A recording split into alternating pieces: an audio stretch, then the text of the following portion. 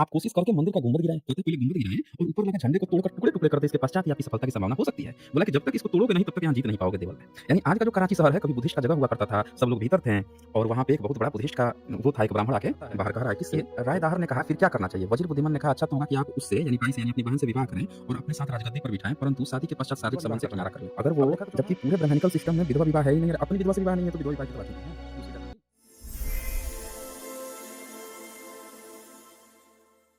नमस्कार दोस्तों। आज हम लोग चर्चा करेंगे भारत कैसे गुलाम हुआ, किन परिस्थितियों में गुलाम हुआ, इसके कारक क्या थे और क्यों भारत के जो शासक थे वो भारत को बचा नहीं पाए। आखिर क्या ऐसी वजह रही थी? क्यों भारत जैसा एक शक्तिशाली देश जहाँ पे सम्राट अशोक की जो वंशजें थीं, जहाँ पे पूरे विदेश काँपा करते थे, काँप जाते थे बेसिकली। भारत का नाम सुनते ही यहाँ पे लड़ाई करना तो बहुत दूर की बात है। मतलब नाम भी सुन लेते थे कि ये बुद्ध का देश है, सम्राट अशोक का देश है, इससे हम जीत पाएँगे। उन लोगों की मजाल ऐसे कैसे हो गई कि वो भारत पे आक्रमण किए और पहली बार उनका ऐसे कैसे मनोबल बढ़ गया कि वो भारत को गुलाम बनाते चले गए और उसके बाद से वो सिलसिला ही नहीं रुका। तो इन तमाम जो जानकारियाँ हैं, जो छुपा दी जाती हैं, बेसिकली नहीं दी जाती हैं, बताई नहीं जाती हैं। और जब आपको सही इतिहास नहीं पता होता है, जब आपको सही जानकारी नहीं दी जाती है, तो फिर आपको जो कुछ परोसा जाता है, वो कुछ ऐसा होता है कि आप बड़े कन्फ्यूज़ से रहते हो कि यार भारत कैसे गुलाम हो गया। फिर कोई आपको आके बता देगा उसने गद्दारी कर दी, उसने गद्दारी कर दी। भई भारत में ही गद्दार क्यों पैदा हुए? जब पूरी दुनिया है तो उसमें भारत ही में गद्दार क्यों पैदा हुए? और गद्दार जो हैं वो 7वीं सदी में ही क्यों पैदा हुए? एक समय तो था सम्राट अशोक का, जब उन्होंने ये बोल दिया कि हम लड़ाई नहीं करेंगे, अब हम धर्म के हिसाब से प्रचार करेंगे। उसके बाद भी अगले 1500 साल तक सम्राट अशोक के जाने के 1000 साल बाद भी किसी माई के लाल में दम नहीं हुआ कि वो रौंद सके भारत। ज़रा सोचिए भारत गुलाम हुआ कब गुलाम हुआ? 13वीं सदी में। लेकिन उसके पहले कासिम 712 ईस्वी में आता है, हमला करता है। उसकी उम्र कहीं पे 17 साल बताई गई या कहीं पे 27 साल बताई गई। कासिम बेसिकली उसका नाम नहीं है, कासिम उसके बाप का नाम था, उसका नाम था मुहम्मद। मुहम्मद बिन कासिम यानी कासिम का बेटा। इस्लाम का रिवाज रहा है वो बेटा का नाम, फिर बिन, फिर बाप का नाम देते हैं।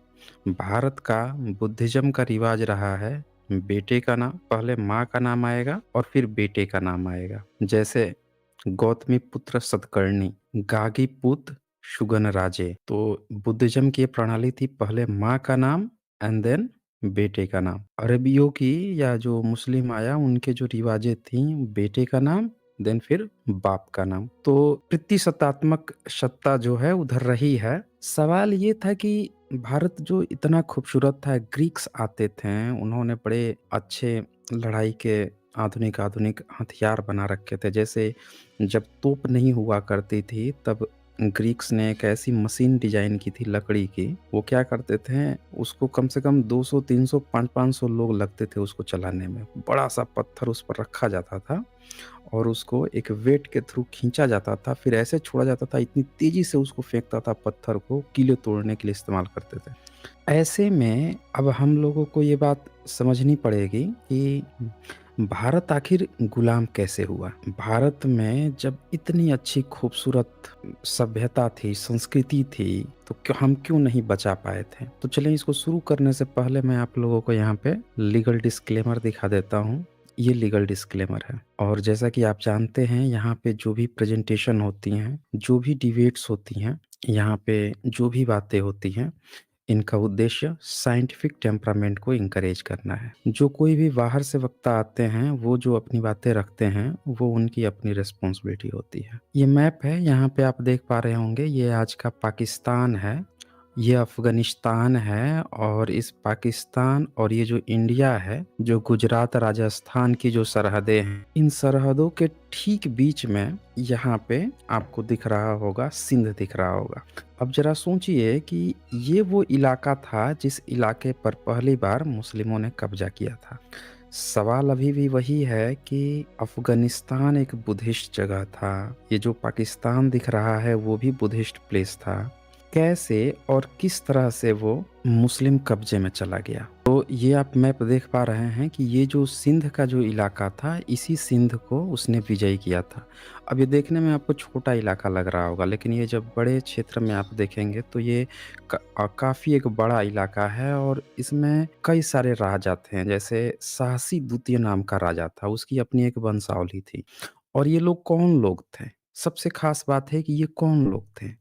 तो साहसी जो द्वितीय राजा था, जो कि चच नाम का एक किताब मिली है चचनामा, और चचनामा जो किताब है, उसी ने इस पूरे इतिहास को लिखा है। उसी में ये चीज़ दर्शाई गई है। अब कोई ये सोचेगा कि क्या उसने मुस्लिमों के तारीफ़ लिखे हैं और क्या उसने भारतीयों को नीचा दिखाया है? तो उस किताब को जब आप ढंग से पढ़ेंगे तो आपको ऐसा पता चलेगा कि किताब का नाम ही है चचनामा, जैसे अकबरनामा। तो क्या कोई ये कह सकता है कि अकबरनामा अगर लिखी जा रही है तो अकबर की उसमें बुराई लिखी जाएगी? जहांगीरनामा, तो क्या जहांगीर की उसमें बुराई होगी? शाहजहाँनामा, बाबरनामा, हुमायूँनामा, इसमें नाम लिखा गया है चचनामा। अब चच कौन था? चच एक ब्राह्मण था। चच कौन था? एक ब्राह्मण था। उसी चच का बेटा था दाहर, दाहर सेन। एक बेटी भी थी बाई। दाहर सेन जो है, ध्यान से सुनिएगा इस कहानी को। दाहर सेन बड़ा भाई है और दाहर जो है वो छोटा भाई है। तो मुहम्मद बिन कासिम की जो लड़ाई हुई वो हुई थी दाहर से। तो सवाल है कि दाहर सेन कहाँ था और बाई का क्या रोल था इसमें? और ये ब्राह्मण थे। पहली बार जब आप चचनामा को पढ़ेंगे तो उसमें ये बात आएगी कि पहली बार ब्राह्मणों के हाथ में सत्ता आई थी चच के माध्यम से। ये घटना है तकरीबन 7वीं सदी की 636 या 666 के करीब के दौरान है। 666 एडी के तकरीबन। और उसमें होता क्या है, साहसी द्वितीय जो राजा हैं, उन राजा का एक जो कार्यभार सँभालता है उसका नाम राम है। पूरा हर चीज़ देखता है। जैसे एक मुख्य सलाहकार होते हैं सारी चीज़ों को देखने का, तो वो होता है। उसके पास एक ब्राह्मण पहुँचता है, उसका नाम है, मैं आपको इसलिए नहीं दिखा रहा हूँ पूरा प्रिंट पीडीएफ इसलिए नहीं दिखा रहा हूँ, क्योंकि उसके कुछ-कुछ हिस्से हमने लिए हैं, तो वो मैं दिखाऊँगा आप लोगों को। पहले मैं आपको एक बार पूरा स्टोरी समझा देता हूँ, फिर मैं आपको दिखाऊँगा चीज़ें है क्या इसमें। क्योंकि किताब मोटी है और उसको लाइन बाय लाइन पढ़ेंगे तो बहुत ज़्यादा समय लगेगा और बहुत सारे लोग लाइन बाय लाइन पढ़ने पर मूल तत्व ही खो जाते हैं कि मूल एक्चुअल में वो जो इतिहास है वो कहना क्या चाह रहा है। तो इसीलिए मैं आप लोगों को पूरा समराइज़ करके ही ये चीज़ बता देता हूँ। तो अब जो साहसी द्वितीय जो राजा है, ये लोग कौन थे? तो जो मौर्य लोग थे, जो गुप्त लोग थे, गुप्त वंश के जो लोग थे, यही लोग जो हैं इनके ही लोग जो हैं कहीं-कहीं राजाओं में, छोटे-छोटे राजाओं में बसे हुए थे, रचे बसे हुए थे और सिंध पे इन्हीं लोगों के शासन थे। क्योंकि जब भी कोई कम्युनिटी होती थी, तो उसके बहुत सारे लोग होते थे, वो टूटते थे, बिखरते थे, अलग-अलग छोटे-छोटे राज्यों पर जाके अपना-अपना शासन करके बड़ा आराम से सुखद जीवन जी रहे थे।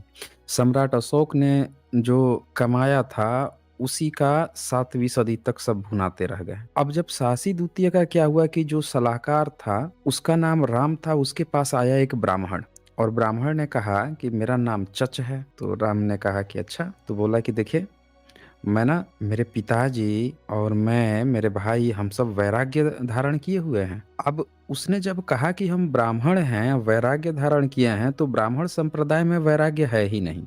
ये ध्यान से समझिएगा कि चचनामा लिखने वाला थोड़ा-सा कन्फ्यूज़ है, उसको पता नहीं है कि ब्राह्मण में, बमण में, शमन में अंतर क्या है, वो हमेशा कन्फ्यूज़ रहा है। उसको अंतर कभी नहीं पता चला।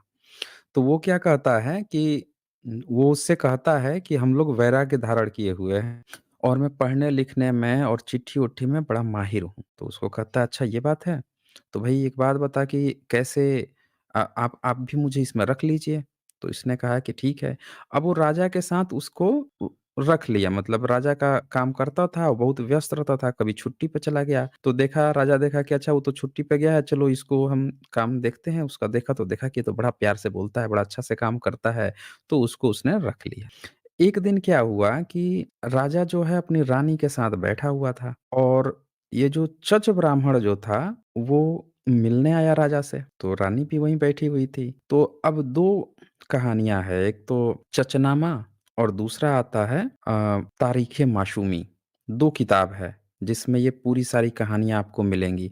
एक किताब से आपको थोड़ी-सी अलग-अलग चचनामा में जो कहानी लिखी रहेगी और तारीख़-ए माशूमी में वही कहानी हल्के से बदल के लिखी रहेगी। तो तारीख़-ए माशूमी कहता है कि रानी वहीं बैठी रही, राजा कहता है कि मतलब वहीं बैठे रहें और ये कहता है चचनामा कि जाने लगी तो उसको वो बुला लिया। ये दोनों कहानियों में ये फ़र्क है। एक कहता है कि वहीं बैठी रही, दूसरा कहता है कि राजा ने बुला लिया। अब क्या होता है कि जब वो देखती है उसको, ब्राह्मण चच को, फ़िदा हो जाती है। फ़िदा कैसे होती हैं कि कदकाठी में लिखा है चचनामे ने कि कदकाठी में अच्छा था तो देख गई, 1000 गुना फ़िदा हो गई। अब 1000 गुना फ़िदा हो गई तो उससे इश्क मटक्का के लिए उसको पैगाम भेजी, तो वो मना किया पहले। बोला कि भई देखो, ये सब काम करेंगे तो हमारी नौकरी जाएगी, जान भी जाएगी हमारी। तो कही कि अच्छा एक काम करो, तुम जो है बताओ किसी को मत, लेकिन नैन मटक्का लड़ाते रहो। तो मान गया, बोला कि ठीक है, ऐसा ही करते हैं। अब यही चलता रहा, कुछ लोगों को डाउट हो गया तो राजा से बोले, राजा कहा, "अरे नहीं, ये इतना बढ़िया हमारे सामने बात करता है, इतना अच्छे से पेश आता है और ये हमारी बीवी के साथ ऐसा करेगा, कभी विश्वासघात नहीं करेगा, ये तो ब्राह्मण है, ब्राह्मण कभी विश्वासघात करेगा?" अब ये फँस गए बेचारे साहसी दूतिया। सामने-सामने बच्चा बाल-बच्चा एक था नहीं और रानी को अपना भविष्य दिख रहा था चच में, तो नाक के नीचे, आँख के नीचे, पर्दे के पीछे चलने लगे प्रेम-मोहब्बत। अब एक दिन राजा पड़ गया बीमार और बीमार पड़ा तो निपट गया। बहुत भयंकर बीमार पड़ा, तो बीमार पड़ा तो रानी को हुआ कि अब तो ये मरेगा ही मरेगा। तो वो बुलाई उसको चच को, बोली कि एक काम करते हैं बेटा, हम दोनों जो है ना, तुमको बनाते हैं राजा, हम बनेंगे तुम्हारी रानी। कहता है कि कैसे होगा? तो कहती है एक काम करते हैं, ये राजा जो मरने वाला है, जो वैद्य है, उसको हम लोग बाहर जाने ही नहीं देंगे। वैद्य को उन्होंने एक अंदर कमरे में बैठ के बंद कर लिया। अब मैं पूरी किताब पढ़ा हूँ और पूरी ए टू जेड कहानी आप लोगों को बता रहा हूँ। अभी खोल-खोल के एक-एक लाइन पढ़ूँगा तो बहुत समय लगेगा, लेकिन कहानी बहुत बड़ी है तो मैं पूरा आप लोगों को समराइज़ करके बता रहा हूँ। तो उसको क्या किया कि उसको वैद्य को एक कमरे में ले गई और ले जाकर उसको बंद कर दी। बंद करके और वो खबर ही नहीं फैलने दी कि राजा मर गया है। अब क्या हुआ कि अब दोनों मिलके, ब्राह्मण चच और रानी, गेम खेलना शुरू किए कि कैसे जो है ये तो राजा है, राजा के तो सगे-संबंधी होंगे, रिश्तेदार होंगे, दोस्त होंगे, सब आ जाएँगे कि हम राजा बनेंगे, हम राजा बनेंगे। सब के सब के पास रियासतें हैं, सबके पास जागीरें हैं, अब क्या किया जाए? तो रानी कहती है ऐसा है, एक प्लान बनाते हैं, तुम 500 जो जंजीरें होती हैं, जो हथकड़ियाँ होती हैं, बेड़ियाँ होती हैं, वो नीचे तुम नीचे का जो कारावास है उसमें अवेलेबल कराओ, बाकी हम लोग देखते हैं। और सारे रिश्तेदार को बुलाओ कि राजा बीमार हैं या सारे रिश्तेदारों से मिलना चाहते हैं। अब लिस्ट नोट बनाती है, कौन-कौन है जो राजा बनना चाहता है। तो अब क्या होता है यहाँ पे कि सारे रिश्तेदार आते हैं और एक-एक करके अंदर भेजती है, सबको। तो जो भीतर जाता था उसको भीतर हथकड़ी पहना दी जाती थी। जब हथकड़ी पहन लिया तो अब क्या होता है कि एक-एक करके नीचे भेजती जाती है और नीचे जो है अपने आदमी बैठाई थी, उनको हथकड़ी पहना-पहना के भीतर ठूँसते जाता है। तो जितने भी जो दावेदार थे राजा बनने के, उन सबको भीतर कारागार में फिट करवा देती है। और अब क्या करते हैं ये पता इसको पता था, रानी थी तो इसको तो पता ही था, पूरा गेम पता था कि कौन किसका दुश्मन है, कौन राजा बनने के लिए, खुद बनने के लिए दूसरों को मार देगा। तो अब जो गरीब थे, इसके रिश्तेदार, और लेकिन उनके मन में इच्छा थी कि हमको भी कुछ मिले, उनको भी बुलवाती है। और फिर बुलवाती है और एक-एक करके कहती है कि देखो, राजा जो हैं बीमार हैं, आपसे मिलेंगे नहीं, लेकिन उन्होंने एक संदेश कहा है कि हमारे पास 2 नाम हैं, दोनों में से किसी एक को चूज़ करना है कि वहाँ की रियासत उसको दी जाए। तो अभी तो खुश हो गया, नाम बताती है, उसी के जस्ट अपोज़िट वाले का। तो वो जो गरीब रहता है, वो सोचता है कि अब उसको मिल जाएगा तो हमको कहाँ से मिलेगा? तो कहती है देखो, उसको भीतर नीचे रखे हुए हैं। अगर तुम उसको निपटा दोगे, मार दोगे तो तुम्हारा ही नाम मैं आगे कर दूँगी, तुम ही बनोगे। वो उसको भेजती है, जाके वो मारता है। ऐसे ही कर के जो थे सबसे एक-दूसरे को मरवा देती है। और जो बचते हैं गरीब-वरीब जो थोड़े बहुत हैं सगे-संबंधी उनको जो कही रहती है ये रियासत वो दिलवा भी देती है। इधर अब क्या होता है 6 महीना और फिर लोगों के सामने अनाउंस करती है कि राजा बहुत बीमार हैं, राजा की ये इच्छा है कि इनका जो सबसे प्रमुख सलाहकार था, जो रेख-देख करता था चच ब्राह्मण, यही जो है सत्ता को सँभाले तब तक, जब तक राजा हैं। वो तो मर चुका था। अब उससे जो है 6 महीना सत्ता वो सँभालता है। 6 महीने बाद पता चलता है कि चित्तौड़ में राजा का एक भाई था। उसको पता चल गया किसी तरह से कि ये ब्राह्मण कैसे चला रहा है शासन। ये हम मौर्यवंशी जो हैं, हम संतानें जो हैं चित्तौड़ का राजा था वो। कहता है कि हम लोग जो हैं संतान हैं, हम राजसी हैं, ये ब्राह्मण आके शासन चलाएगा। तो उसको शक होता है डाउट कि पक्का कुछ तो गड़बड़ है कि राजा का पता ही नहीं चल रहा है, ब्राह्मण सत्ता चला रहा है। वो आता है अपने सैनिकों को लेकर, ये रानी के पास पहुँचता है और कहता है एक लेटर भेजता है। लेटर क्या रहता है कि भई देखें, तुम सलाहकार पोस्ट पर हम वैसे ही रहेंगे, सत्ता बस मुझे दे दो। सलाहकार ही बन के रहना। तो ये आता है रानी से रानी का नाम सुनंदा था, सुनंदा शायद नाम था। तो रानी कहती है कि अब लड़ना है तो लड़ लो या मेरी मेरी तरह चूड़ी पहन के कपड़ा पहन के बैठ जाओ। तो चच ब्राह्मण सोचता है कि यार लड़ाई तो ज़िंदगी में हम किए ही नहीं, हम तो ब्राह्मण आदमी, हम कहाँ से लड़ाई करेंगे, हैं? अब मैदान में कभी गए नहीं, अभी कह रही है चूड़ी पहन के बैठ जाओ, अब क्या करें हम? तो फिर कहता है एक काम करते हैं लड़ने ही चलते हैं, जाता है लड़ने। तो आमने-सामने जब दोनों होते हैं, तो उससे कहता है कि देखो हम कभी लड़ाई-वड़ाई तो किए नहीं हैं, ठीक है? हम तो हैं भाई ब्राह्मण आदमी, कभी लड़ाई नहीं किए हैं, तो तुम कैसे हमसे लड़ाई करोगे, हैं? ये तो आपके जो राज परिवार है, आपकी खानदान है, शान-शौकत है, इसके खिलाफ हो जाएगी कि एक ब्राह्मण आदमी से आप लड़ाई कर रहे हो, वो भी घोड़ा पे चढ़ के, हम कभी घोड़ा पर हाँके ही नहीं है, घोड़ा पर बैठे ही नहीं है हम तो हम कैसे लड़ेंगे? एक काम करो ज़मीन पे आओ, नीचे उतरो तो हम लड़ाई करेंगे। तो कहता है कि अच्छा। अब इससे ये भी पता चलता है कि भारत में जो बुद्ध को मानने वाले लोग थे, बुद्धिस्ट लोग थे, कितने सीधे-साधे भोले-भाले लोग होते थे। और वहाँ पे वो गेम खेल रहा था, छल खेल रहा था। फँस गया वो फँस गया, उतर गया और ये अपने सलाहकार से बोलता है कि सेनापति तुम हमसे 10 फीट पीछे जो है मतलब 10 फासले दूर पर एक घोड़ा रखे रहना। जैसे वो नज़दीक आए तैसे घोड़ा हमारी तरफ आगे बढ़ा देना। तो अब क्या होता है कि वही करता है, जैसे वो नज़दीक आता है, घोड़ा से उतर के नीचे आता है, ये घोड़ा जैसे देखता है नज़दीक आ रहा है, घोड़ा वो पीछे से सेनापति आगे बढ़ाता है, घोड़ा पर बैठता है और उसका गर्दन काट देता है, राजा का। मर गया उसका भाई, जो मुख्य दावेदार था उस गद्दी का, उसको भी मार देता है चच ब्राह्मण। अब चच ब्राह्मण क्या करता है कि ये जीतने के बाद से अब जब आता है तो वही 2 किताबें हैं, चचनामा और तारीख़-ए मासूमी।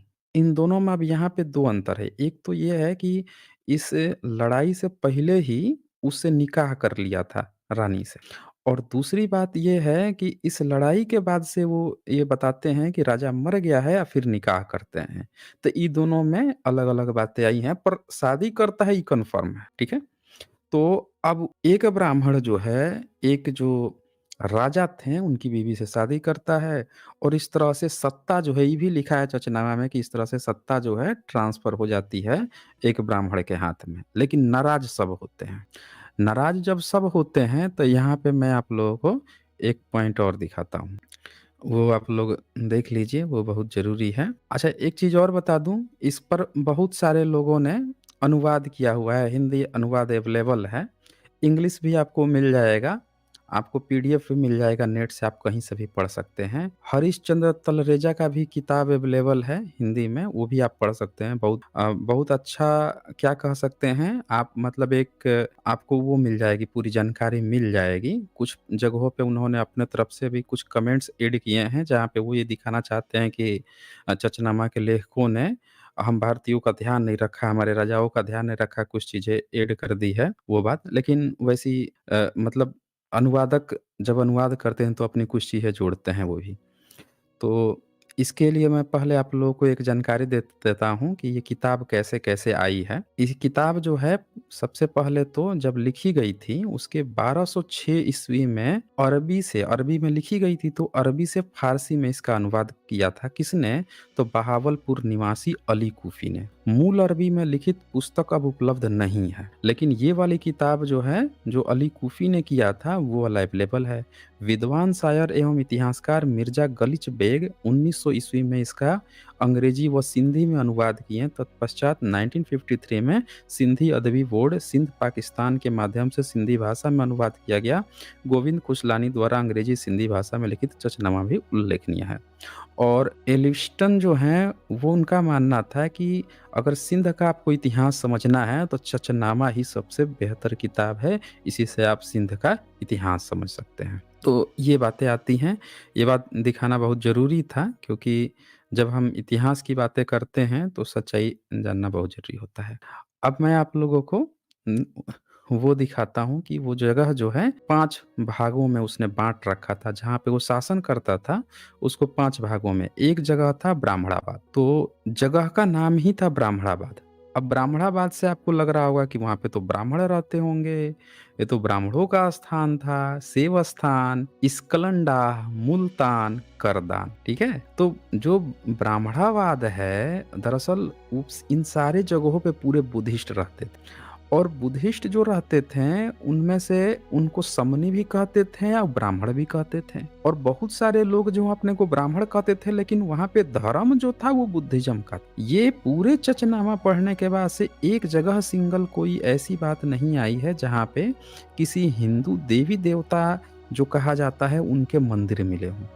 पूरे किताब में जितना ज़िक्र आया, वहाँ पे यही बात आई कि मोहम्मद बिन कासिम जब लड़ाई करता है, तो पहली बार जो कराची जो जगह है, जिसका नाम देवल था, देवल के नाम पर इन्होंने क्या किया है, देवल ऋषि के नाम पे देवल स्मृति लिख रखा है। आप ध्यान रखिएगा, जब मोहम्मद बिन कासिम भारत में आया था, तब तक कोई भी भारत में ब्राह्मण संप्रदाय भी नहीं। जो वहाँ के ब्राह्मण भी थे, ये बुद्ध धर्म का पालन करते थे या बुद्धिस्ट में घुस के अपने कुछ-कुछ अलग-अलग चीज़ें जैसे पुनर्जन्म मानते थे, कुछ अलग-अलग चीज़ें मानते थे, लेकिन करते थे बुद्ध की ही बातें। इनका अपना कोई धर्म नहीं था, ये चीज़ याद रखिएगा। कारण कि यही चच जो ये आप 5 स्थान देख रहे हैं यहाँ पे ब्राह्मणाबाद, सेवस्थान, स्कलंडा, मुल्तान, करदान, इसमें जो शासी द्वितीय था, इसने क्या किया था कि अपने-अपने गवर्नर नियुक्त कर रखा था और उनके उसके क्षेत्र में ये सब आते थे। अब इन्हीं में से क्या हुआ कि जो जगह है, जब राजा बन जाता है, सिंध का जब राजा बनता है चच, तो ये सब बगावत करते हैं। बगावत करते हैं तो वो क्या करता है, बगावत को दबाता है, जैसे चित्तौड़ को मार देता है वहाँ के राजा को। फिर और 1-2 जगह के जब वो करते हैं, फिर उनके साथ जाता है मिलने-जुलने, फिर वहाँ पे क्या होता है, मिलता-जुलता है तो वहाँ के राजा फिर मान जाता है। तो जब मान जाता है तो जो मर गया रहता है, जो लड़ाई में या उसकी बीवी से शादी भी करता है। तो चच एक ब्राह्मण है और वहाँ पे विधवा से शादी करते दिखाया गया है। वो भी उसकी जाति की नहीं, दूसरी जाति की, यानी कि जो जो उस समय के राजा होते थे उन जातियों की।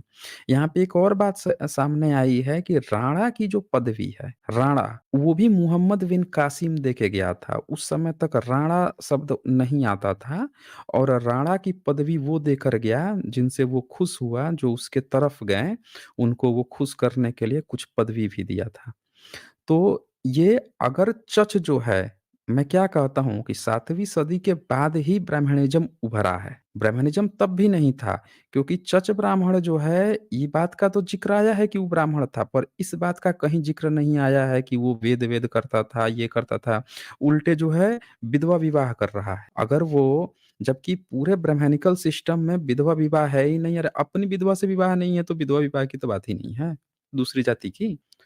और दूसरी-दूसरी जातियों में इवन इसका जो बेटा दाहर है वो अपनी बहन से भी शादी करता है, इसका भी ज़िक्र आया है। तो ये आप जगह देख रहे हैं 5 जगह, इन जगहों पे जब बगावत होती है तो इनको क्या करता है वो अपने लिए सेटल करता है। चलिए मैं कुछ और पॉइंट्स आपको दिखाता हूँ। ये दरअसल मैं आप लोगों को कुछ पॉइंट दिखा हाँ, अब क्या होता है चच जब जीतता है, तो जो बगावत होती है ना, तो इस बगावत में उसको बड़ा वैसा दिक्कत हाँ, ये वंशावली एक बार देख लीजिए। वंशावली दिखा दूँ फिर आपको कुछ और महत्वपूर्ण बातें बताता हूँ। ये देख लीजिए, ये राजा चच की वंशावली है। ये जो चच था यहाँ पे, ब्राह्मण चच, इसका पिता था शिलायत जो पुजारी था। और इस शिलायज के 2 बेटे थे चंद्र और चच। अगर ये वैरागी था तो शादी काहे किया?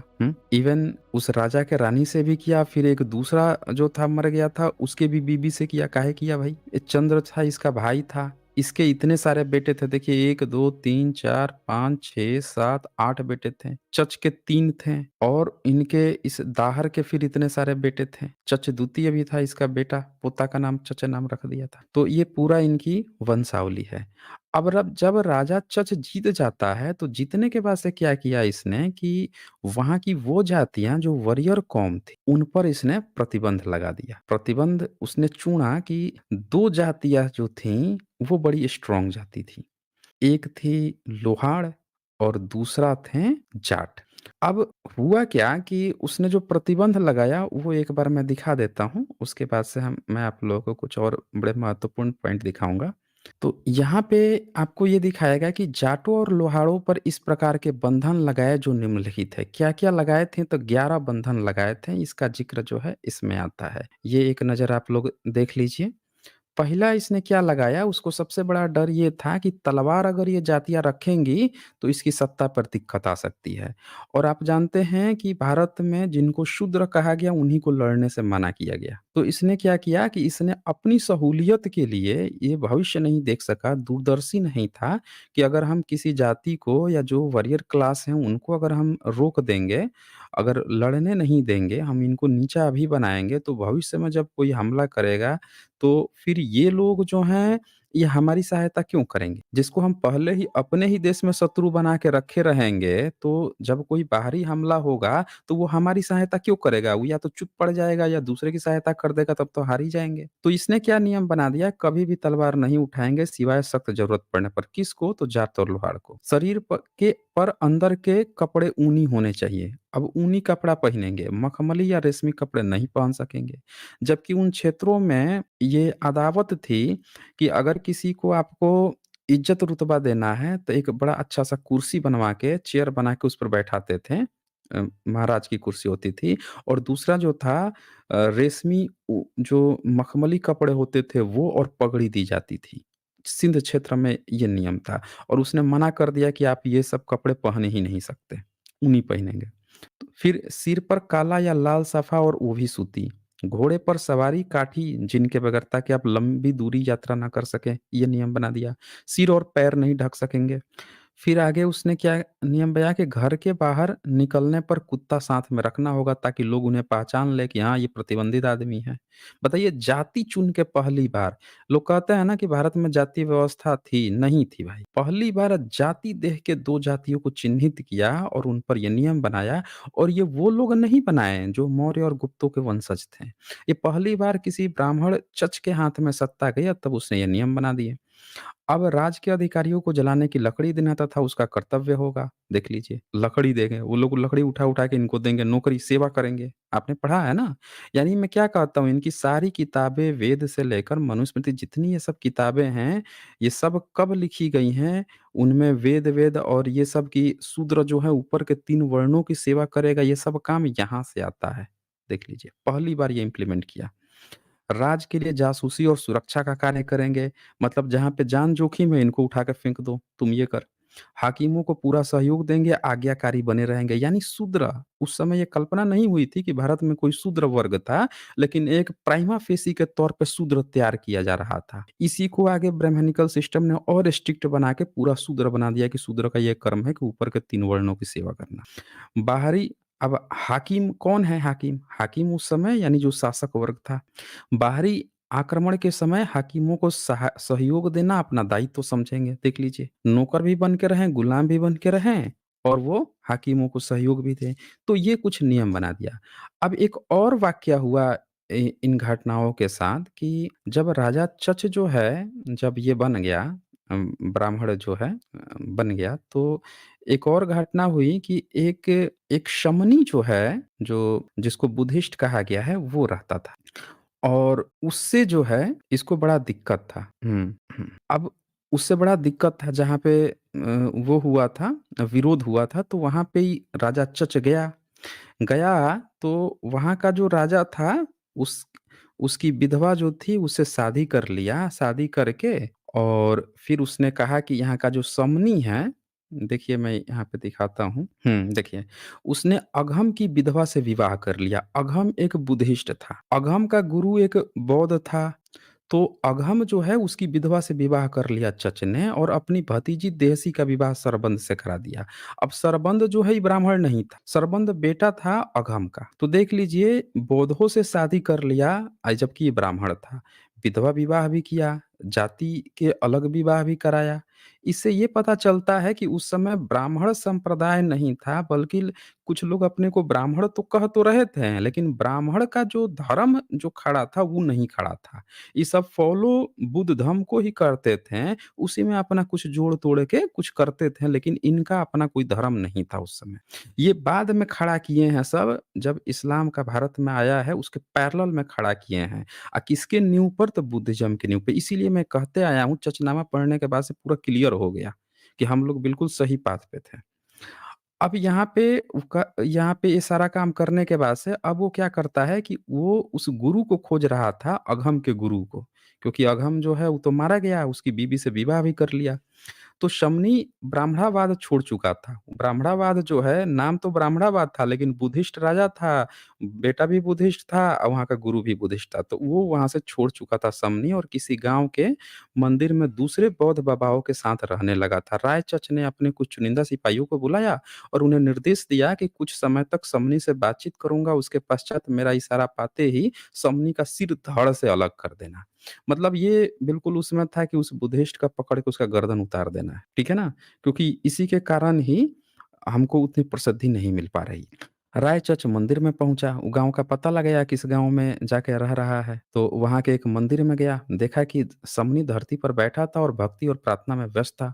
उसके हाथों में गूँधी हुई मिट्टी थी, जो ज़रा सख्त थी और एक साँचे में डाल-डाल कर वो गौतम बुद्ध की छोटी-छोटी मूर्तियाँ बना रहा था। तो ये आप ध्यान से देख सकते हैं, जब प्रार्थना और मूर्तियाँ बनाने से निवृत्त हुआ तो सिर उठाकर कहा, "ओ भक्त सेलायज के पुत्र पधारे हैं?" रायचच ने कहा, "जी।" "फरमाइए किस कारण आपने यहाँ आने की तकलीफ की? मैंने तुम्हारी ईमानदारी के बारे में सुना है और सोचा है मिलाऊँ।" समनी ने अपने पास में ज़मीन पर घास का आसन बिछाया और रायचच से बैठने की प्रार्थना करते हुए कहा कि, "मैंने आपकी कुछ सेवा करने के योग्य नहीं हूँ।" रायचच ने कहा कि मेरी इच्छा है कि हम दोनों दोस्त हो जाएँ। अब रायचच कह रहा है कि हम चाहते हैं कि हमारी दोस्त, पहले तो गया था ये कहने के लिए कि उसका सर तुम धड़ से अलग कर देना। लेकिन उसको देखा कि बुद्ध की ये बना रहे हैं, वो बना रहे हैं, तब इसको जो है अच्छा, पूरे कहीं पे भी ये बात नहीं आई है कि कोई विष्णु की या राम की या कृष्ण की ब्राह्मण जो है कुछ बनाता था, कहीं नहीं चर्चा आई है। इवन इसी जिसको समनी कहा जा रहा है, इसी को आगे जो है आप देखेंगे, तो जब इसे मिल-उल के आ जाता है, तो यहाँ पे देखिए, हाँ, अब जब उससे मिल के वापस आता है, तो रायचच जब वापस ब्राह्मणाबाद आए, तो वज़ीर ने कहा, "हुजूर, मैंने एक करिश्मा चमत्कार देखा है।" रायचच ने मुस्कुराकर कहा, "कैसा?" वज़ीर ने कहा, "आप यहाँ से पक्के इरादे से गए थे कि उस बौद्ध ब्राह्मण को" ध्यान दीजिएगा क्या कहता है, बौद्ध ब्राह्मण को। यहाँ पे ये नहीं कहता है शमनी बौद्ध, कहता है बौद्ध ब्राह्मण को। यानी कि ब्राह्मण शब्द अभी भी जो बुद्धिस्ट थे, उनमें भी या तो ब्राह्मण जो था वो बौद्ध धर्म का ही पालन कर रहा था महायान में घुस के। इसका यही मतलब हुआ।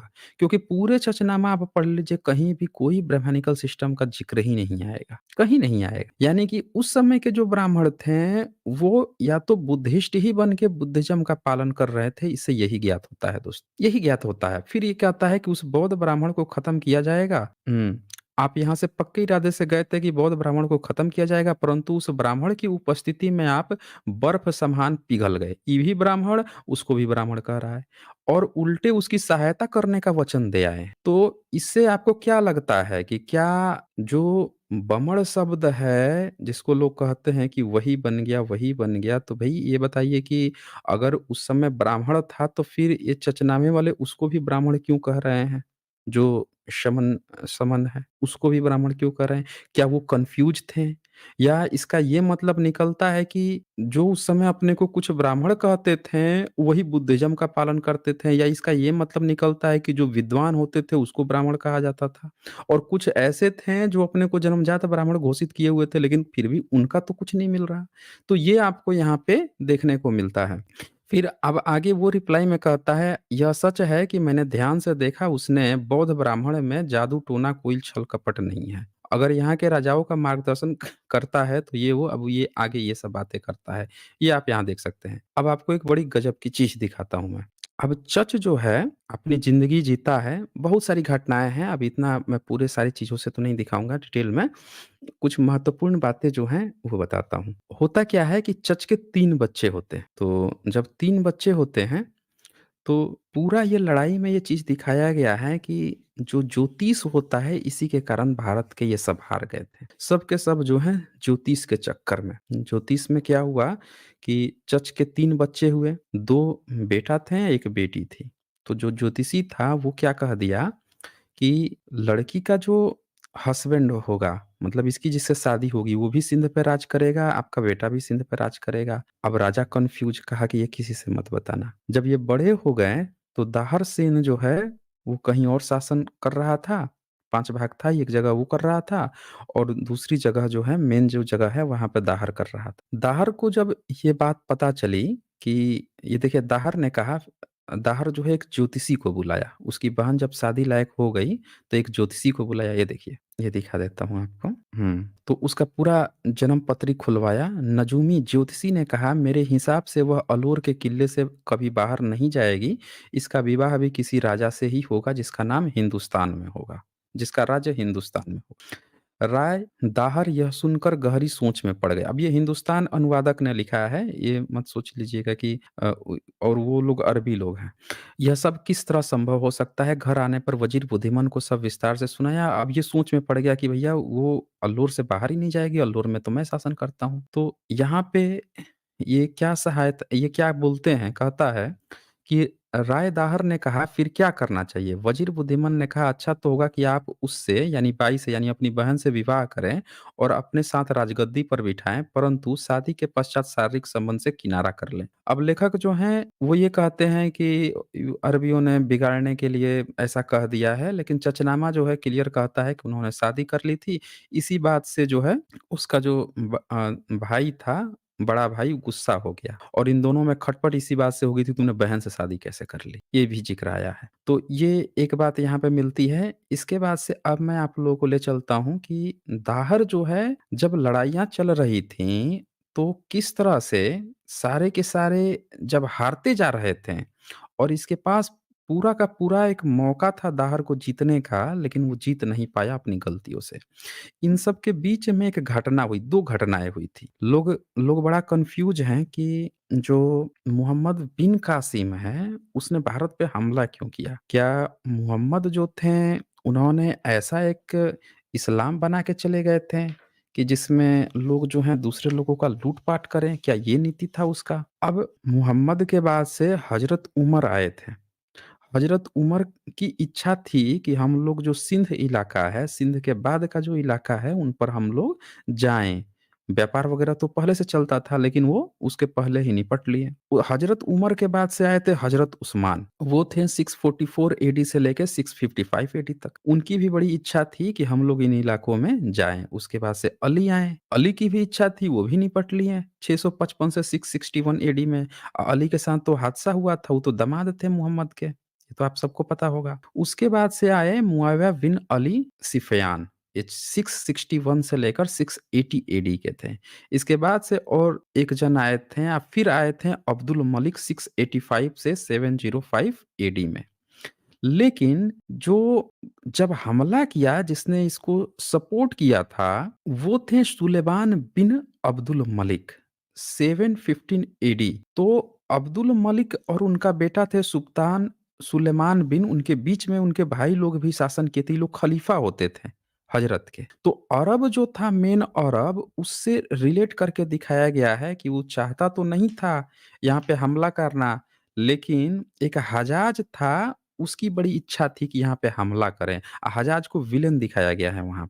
हज्जाज कौन था? हज्जाज एक गवर्नर था। वो चाहता था कि अरब से बाहर भी हम लोगों की सरकार सत्ता हो, तो जो श्रीलंका है, सरनदीप ये लोग कहते हैं, वहाँ से जहाज में भर के कुछ गुलाम लड़कियाँ, कुछ गुलाम मर्द, सोने जेवरात लेके आ रहे थे सब। अब रास्ते में सिंध पड़ा, सिंध के पास भी है समुंदर और वहाँ पे बहुत सारे लुटेरे रहते थे। एक तूफ़ान आया, तूफ़ान में जहाज फँसा और फँसा तो वो रास्ता भटक गया, पहुँच गया डाकुओं के पास। डाकुओं ने क्या किया, उस जहाज को पकड़ लिया, सारी औरतों को कैद कर लिया और जितने हीरे जवाहरात थे सबको उठा लिया और ले जाके कैद में रख लिया। अब क्या हुआ, इस घटना का जब पता चला खलीफा को वहाँ पे अरब में, तो हज्जाज को बोला कि हज्जाज को पता चला कि हमारे पास ये सब आ रहे थे। हज्जाज ने कहा उससे कि खलीफा से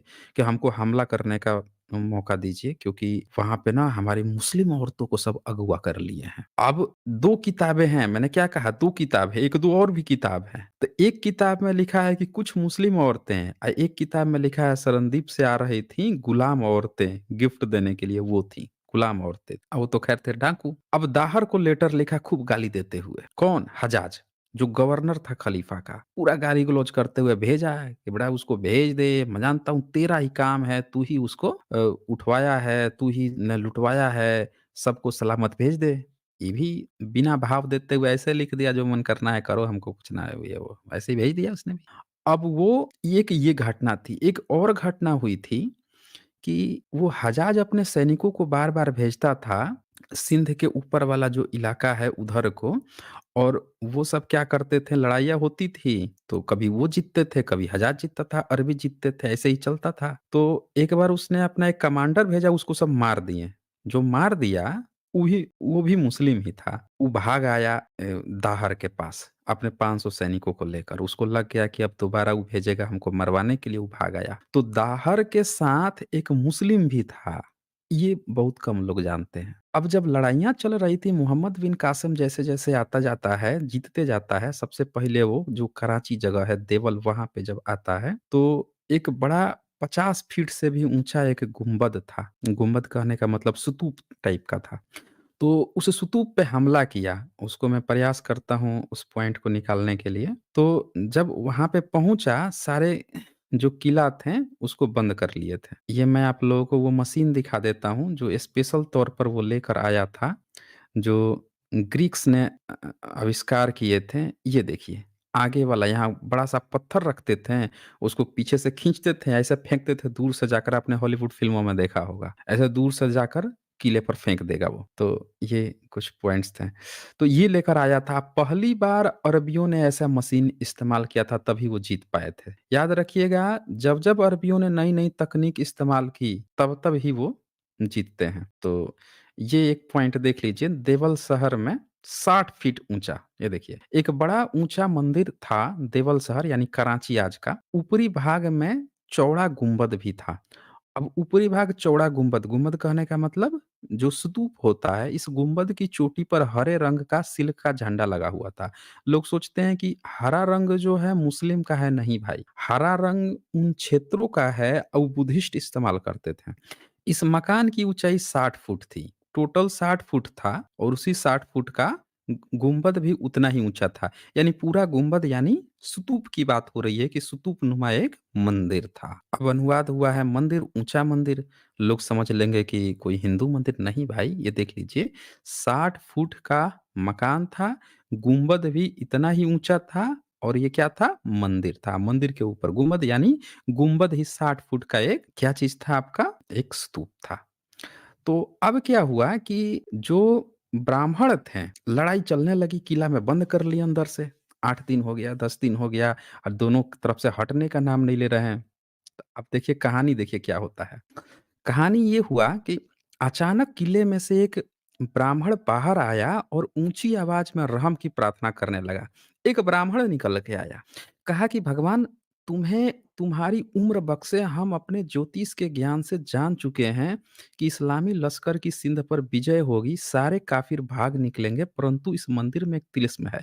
मैंने क्या किया? ज्योतिष, ये हमेशा पहले से ही भविष्य करके बस ब्राह्मण बैठ गए थे कि मुस्लिम जीतते जाएगा, दाहिर को भी कहते थे जीतते जाएगा, लोगों को भी कहते थे और लोग कहते थे देखो भविष्यवाणी हो गई तो सही ही हो। और इसने क्या कहा और इस ब्राह्मण ने कि ये जो स्तूप खड़ा है, इसको तुम गिरा दो। बड़ा मायाजाल है इसमें। आपके लिए किले का कब्ज़ा करना असंभव है। आप कोशिश करके मंदिर का गुंबद गिराएँ। कहता है पहले गुंबद गिराएँ और ऊपर लगे झंडे को तोड़कर टुकड़े-टुकड़े कर दें, इसके पश्चात ही आपकी सफलता की संभावना हो सकती है।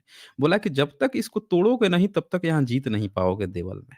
यानी आज का जो कराची शहर है, कभी बुद्धिस्ट का जगह हुआ करता था, सब लोग भीतर थे और वहाँ पे एक बहुत बड़ा बुद्धिस्ट का वो था, एक ब्राह्मण आके बाहर कह रहा है किससे? तो जो मोहम्मद बिन कासिम है उससे कह रहा है। बताइए ज़रा सोचिए। अब ये ब्राह्मण जो है भई वहाँ पे इतने सारे मंदिर भी तो होने चाहिए थे, इसके भी तो मंदिर होने चाहिए थे। लेकिन तुड़वाने की नहीं मिले, मिलते बुद्धिस्ट के हैं, तुड़वा भी उसी का रहा है। अब क्या कहता है कि लोग कहते हैं, उस इतिहासकार कहते हैं ब्राह्मण का नाम शुदेव यानी शतदेव था। तो वही बोलता है कि ज्योतिष की बात इसमें बहुत भरी पड़ी हुई है, ऐसी-ऐसी घटनाएँ आई हैं, फिर वो तोड़ ही देता है, टुकड़े-टुकड़े कर देता है। अपने इंजीनियर को बुलाता है और उसके बाद से वही मंजनीक बोलते थे उस मशीन को, वो तुड़वा देता है। तुड़वाने के बाद से मोहम्मद बिन कासिम ने इजाज़त दी कि वह सिंध का कोई भी व्यक्ति दया और सुरक्षा के निवेदन करे तो उसको इजाज़त दी जाए, परंतु देवल के नागरिकों को किसी का भी यह कह के देवल में समुद्री डाकू रहते हैं जिन्होंने खलीफा के खजाना और आदमियों को लूटने का दुशासन किया है, ये सब कहता है। फिर क्या करता है कि वहाँ से जो जो वो थी जहाँ तक मैं समझ सका हूँ हिंद की मौजूदा हुकूमत अंत होने वाला है, एक ज्योतिषी फिर बाहर आया किले से। कहता है मुझे हमेशा भविष्य को पढ़ने और किताब से अभ्यास करने की आदत है, जहाँ तक मैं समझ सका हूँ हिंद की मौजूदा हुकूमत का जल्द ही अंत होने वाला है, देख लीजिए और मुसलमानों का शासन आरंभ होने वाला है। ये पूरी तरह से जाल बिछा दिए ज्योतिष के नाम पर। ज्योतिष कौन देखता है आप समझ जाइए। मैंने किले के मुसलमान कैदियों, मर्द और थोड़ी औरतों को ढाढ़स बंधवाता रहा हूँ कि धीरज रखें, जल्द ही इस्लामी लश्कर जीतने वाला है। अगर आप मुझे और मेरे परिवार को क्षमा करके जीवन दान दे दें, तो मैं लौटकर कैदियों को अच्छे और शुभ समाचार सुनाकर प्रसन्न और उत्साहित करूँगा। तो ये सब काम चल रहा था, सारे ज्योतिषी जो हैं उसकी तरफ चले गए और उसके पक्ष में कर रहे थे। अब जब जीत जाता है, भीतर घुसता है, सबको कटवाता है, 3 दिन तक कटवाता रहता है और ये सारा तोड़ दिया। देखिए दूसरा पत्थरों का वार गुंबद पर किया गया, वह भी टुकड़े-टुकड़े हो गया, तिलस्मी बूत। अब बूत ये किसको कहते थे? किसकी बूत होती थी उसमें? बुध की ही होती थी, खंडित हो गई। देवल के निवासी घबरा गए, इसी प्रकार किले का दीवार का कुछ भाग तोड़ने में लश्कर सफल हो गया। कुल मिला के इसी तरह से ये कहानी चलती है, पूरा तोड़-तोड़ देता है, भीतर जाता है, 700 सुंदर-सुंदर स्त्रियों को निकलवाता है और उनके सारे ज़ेवरात, ये कपड़े जितने भी हीरे जड़े थे सबको उतरवा लेता है। कहानी आगे बढ़ती है। अपने लोगों को छुड़वा लेता है और इसका जो मालिक रहता है हजाज उससे रोज पत्राचार करता था। पत्राचार कैसे करता था? डेली 7 घोड़ा पर लेटर लिखता था, डेली 7 घोड़ा से जाते थे, उधर से 7 घोड़ा आते थे, फिर अगले दिन 7 घोड़ा भेजता था लेटर लिख के, रोज चलता था।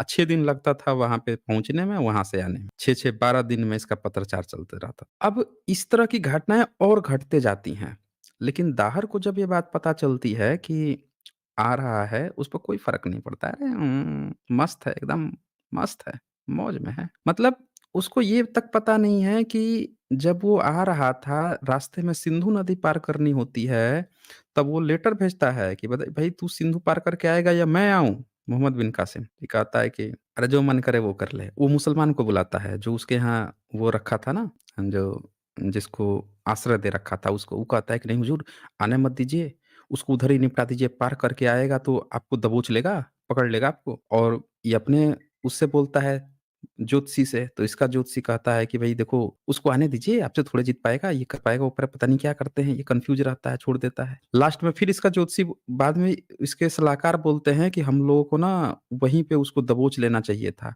मतलब ये देखिए इतना निठल्ला रहता है, इसके निठल्ले की दास्ताँ ये होती है कि लड़ाई के युद्ध का चचनामे का एक और प्रसंग दिखाता हूँ मैं आपको। लड़ाई चल रही है और लड़ाई के बीच में जो जनाब हैं, ये क्या कर रहे हैं, वो ज़रा देख लीजिए, इनके लड़ाई का तरीका देख लीजिए। अच्छा, उससे पहले मैं राणा का खिताब वाला दिखा दूँ आप लोगों को।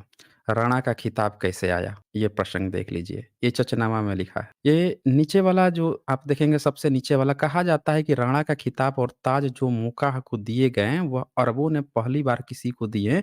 उससे पहले कभी किसी ने ऐसा आदर नहीं दिया गया। राणा का खिताब देता है उन लोगों को जो उसके तरफ चले गए थे, उसके साथ वो लिए थे, उससे माफ़ी माँग लिए थे, उस अपनी सारी जमा पूँजी उसको दे दी दे दिए थे। चचनामा ये बात कहता है। और आगे आपको दिखाता हूँ मैं। अब इसमें इतनी सारे पॉइंट्स हैं, मैं किन-किन पॉइंट को दिखाऊँ? इतना ज़्यादा पॉइंट है इसमें, इसीलिए मैं आप लोगों को ये भी दिखाता है कि सब मुस्लिम भी बनते जाते हैं। अब जिनको लगता है कि ये कटवा देगा, 3 दिन तक तो लोगों को काटते ही रह गया, तो लोगों में डर फैल जाता है, लोग जो हैं वो बन जाते हैं कि भई हमको जो है मुस्लिम ही बनकर ज़िंदा रहना है, तो मुस्लिम ही बन के ज़िंदा रहें, मुस्लिम बनते चले जाते हैं। ये देखिए, यहाँ से देखिए, ये पॉइंट बड़ी सबको जाननी चाहिए। चचनामा के कुछ पॉइंट्स जो हैं सबको जानने चाहिए। हाँ, ये देखिए, सच तो यह है कि राय दाहर की युद्ध प्रणाली में युद्ध के आरंभ से ही कमज़ोर और सुस्ती थी। थोड़ी-थोड़ी और ज़रा-ज़रा कार्रवाई से सिद्ध होता है कि उसने अरब शक्ति को गंभीरता से नहीं लिया। मतलब उसके पास बहुत सारे मौके थे, बहुत आसानी से जीत जाता। केवल ये सबको मिला-जुला के रखता, अपने लोगों को मिला-जुला के रखता, तो आराम से जीत जाता। जबकि वहीं उसकी तरफ दूसरे तरफ देखा गया कि हज़ार जो है लगातार लेटर भेजता था मोहम्मद बिन कासिम से उसके लोगों के लिए और उनको बार-बार ईश्वर की, अल्लाह की शपथ दिलाता था, बोलता था कि तुम लोग मतलब तुमको वो मिलेगा जन्नत मिलेगी, उनको बाँधे रहता था हमेशा। यहाँ पे ये बिल्कुल इसको परवाह नहीं है। इसके बाद से जब लड़ने जाता है तो कहानी देखिए इसकी क्या होती है, लड़ाई की कहानी ये देख लीजिए। यह सब राय दाहर के आगे चलने लगे। राय दाहर स्वयं एक मस्त हाथी पर सवार थे और पालकी हाथी से बंधी हुई थी और राय दाहर को भी जर्रा बख्तर से लपेटा गया था। राय दाहर पूर्ण रूप से हथियारबंद थे। उनकी खास कमान सख्त डोरी वाले उनके हाथ में थी। उसने अपने साथ गोल और तेज धार वाले प्लेटों के आकार के चक्रे भी लिए हुए थे। ये वही चक्र है गोल प्लेट का, हाथ से चला के मार दीजिए, किसी के गर्दन पे लगेगा, गर्दन उतार देगा। यह शस्त्र विशेषतः स्वयं ही प्रयोग कर सकते थे। इस हथियार को वह जोर से उछालते थे, गोल घूमता हुआ जिसको भी लगता था उसका सिर धड़ से अलग हो जाता था। इसी को लोग चक्र चक्र बोलते थे। जब काल्पनिक कहानी कृष्ण आई उसको भी ये चक्र पकड़ा दिए थे। 2 दासियाँ उनके साथ पालकी में बैठी हुई थी। अब ये बड़ा एक गज़ब की कहानी चचनामा कहता है कि राजा दाहर जब लड़ने जाते हैं, तो लड़ाई के मैदान में हाथी पर बैठे हैं, उसके ऊपर 2 दासियाँ उनके साथ पालकी में बैठी थी। एक तीर देने के लिए दूसरी पान के पत्ते देने के लिए ताकि वह फुर्त और होशियार रहें। पान के पत्ता एक दे रही है, फुर्त और होशियार। अरे भाई लड़ाई का मैदान चल रहा है, सामने से तलवार लेके खड़ा है, वहाँ पान कोई मुँह में खिला रहा है। ये कौन-सी लड़ाई थी भई? और एक तीर देने के लिए मतलब जो व्यक्ति अपने हाथ से तीर नहीं ले सकते हैं, ऐसा क्या हो गया था? भई लड़ाई कोई करेगा तो वहाँ पे कोई हाथ में तीर निकाल के देगा और कोई पान का पत्ता खिलाएगा? क्या है भाई? देख लीजिए अब आगे इससे ज़्यादा मैं क्या आप लोगों को दिखाऊँ? समझ जाइए आगे कहानी क्या हुई होगी। अब क्या होता है कि जब हार जाते हैं, हारने के बाद से इनकी बीवी जो होती है, उसको मोहम्मद बिन कासिम कहता है, "इसको तो मैं ले जाऊँगा, मैं खरीदूँगा। ये लो मेरे में से इतने पैसे सैनिकों से, इसको मैं ले जाऊँगा।" उसके बाद से उसको ले जाता है। फिर इसकी 2 बेटी थीं, सूर्या देवी, प्रमिला, दोनों को उठवाता है। उठवा के भेजता है खलीफा के पास। तब तक 5-6 खलीफा तो निकल ही चुके थे मोहम्मद साहब के बाद से 5-6 खलीफा, उनके पास। ये भी चचनामा में लिखा है। तो जब वो खलीफा जो हैं, वो उन दोनों को लेते हैं तो कहते हैं दोनों में से बड़ी कौन-सी है? तो अनुवादक बताती है कि सूर्या देवी कि मैं बड़ी हूँ। कहते हैं अच्छा तुम बड़ी हो, अच्छा छोटी वाली को तुम बाहर ले जाओ। बड़ी वाली के साथ आज हम सोएँगे। अब बड़ी वाली को जाते हैं कहते हैं ये करो मुँह चेहरा दिखाओ, हटाती है कहते हैं बड़ा खूबसूरत हो। तब तक वो एक कहानी रच देती है, कहती है कि भई हम आपके साथ के लिए नहीं हैं, हमको तो 3 दिन तक आपका वो मोहम्मद बिन कासिम अपने साथ रखा था, ये किया था, वो किया था। अब खलीफा बौखला जाते हैं, अरे उसकी इतनी हिम्मत!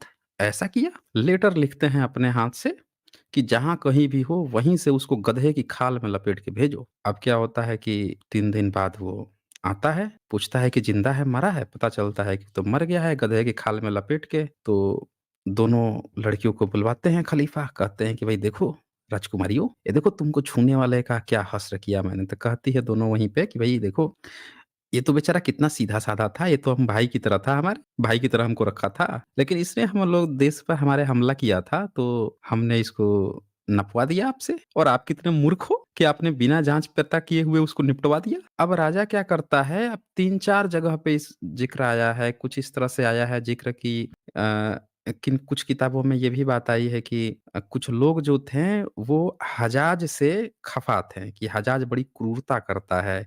इतने लोगों को जिस तरह से उसने सिंध में मरवाया, जिस तरह से उसने अन्य जगहों पे मरवाया, इतने लोगों को मरवाया, ये सब इस्लाम के लिए ठीक नहीं है। इस कारण से खलीफ़ा इतनी विजय के बाद भी मोहम्मद बिन कासिम को सज़ा दिया।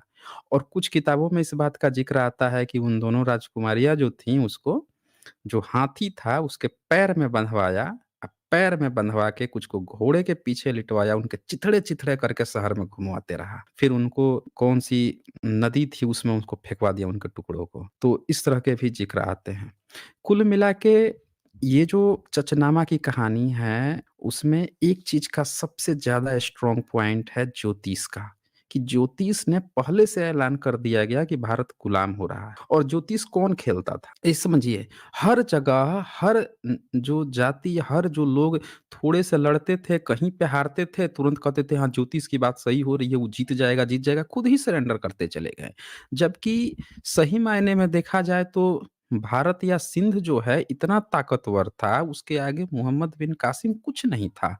सिर्फ़ आपसी फूट जो है, सिर्फ़ अपना जो एक्चुअल बुद्ध का जो धम्म था, उस धम्म का पालन न होने के कारण नफ़रत करने लगना, किसी दूसरे का आना, आपसी फूट पड़ना और उसको लोगों को एक साथ न ला ले आना, अपने ही लोगों से गद्दारी करना, अपने ही लोगों को धर्म के आधार पर नीचे देखना, जातियों को नीचे कर देना, ये सबसे बड़ी वजह थी कि कुछ जातियाँ भी रुष्ट हो गई थी राजा से।